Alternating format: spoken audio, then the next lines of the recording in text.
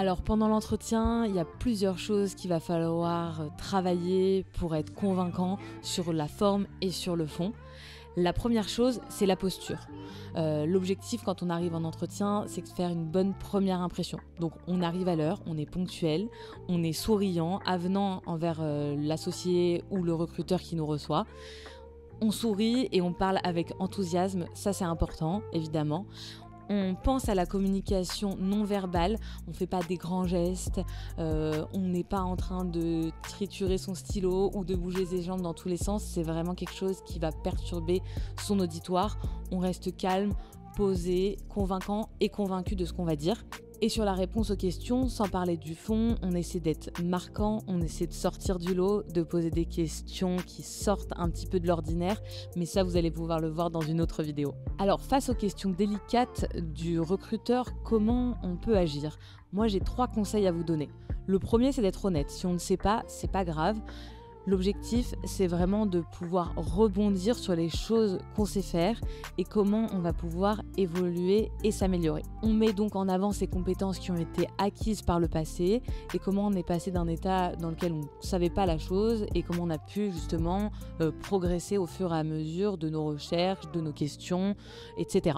Et surtout, évidemment, on montre l'engagement et la motivation qu'on va avoir pour le poste et pour répondre aux questions. L'associé va peut-être aussi venir sur la question un peu conflictuelle de pourquoi vous êtes parti de votre structure précédente. Comme pour le précédent point, il faut être honnête. L'idée, c'est pas de descendre le cabinet par lequel vous êtes passé si ça s'est mal terminé. C'est pas non plus de vous descendre si votre performance n'a pas été la meilleure. Mais c'est de faire comprendre les raisons qui ont fait que votre personnalité ou votre travail n'a pas collé avec le cabinet en question. Ça veut pas dire que ça va se répéter avec cette structure. Ça va seulement dire et montrer justement votre honnêteté auprès de l'associé, que vous n'avez rien à cacher. Dans tous les cas, il finira par appeler le recruteur et l'associé avec lequel vous avez travaillé en amont. Donc un mode d'honnêteté ne mènera nulle part. Et surtout, n'hésitez pas à utiliser des exemples concrets des raisons de ces conflits.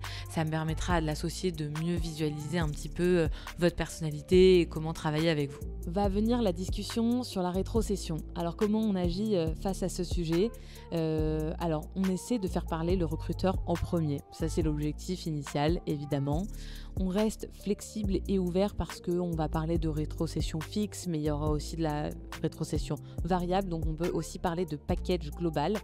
Et surtout, on essaie de pousser cette discussion à la fin de l'entretien.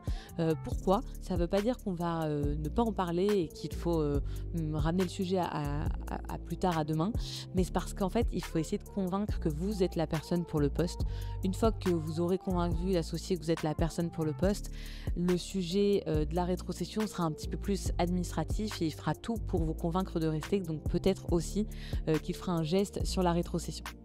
Pour finir, à la fin de l'entretien, n'oubliez pas évidemment de remercier l'associé pour l'entretien, mais surtout, et c'est quelque chose qu'on oublie souvent, de demander quelles sont les étapes et la suite du processus de recrutement avec des délais si possible. Parce que c'est pas rare que les associés laissent un petit peu un flou là-dessus et qu'on ne sache pas quand est-ce qu'il va falloir les recontacter et rebondir sur l'entretien en cours. Pour aller plus en détail sur ces sujets de recrutement et d'entretien, je vous invite à aller faire un tour sur le guide qu'on vient de sortir à ce sujet avec les 3 étapes pour un entretien réussi.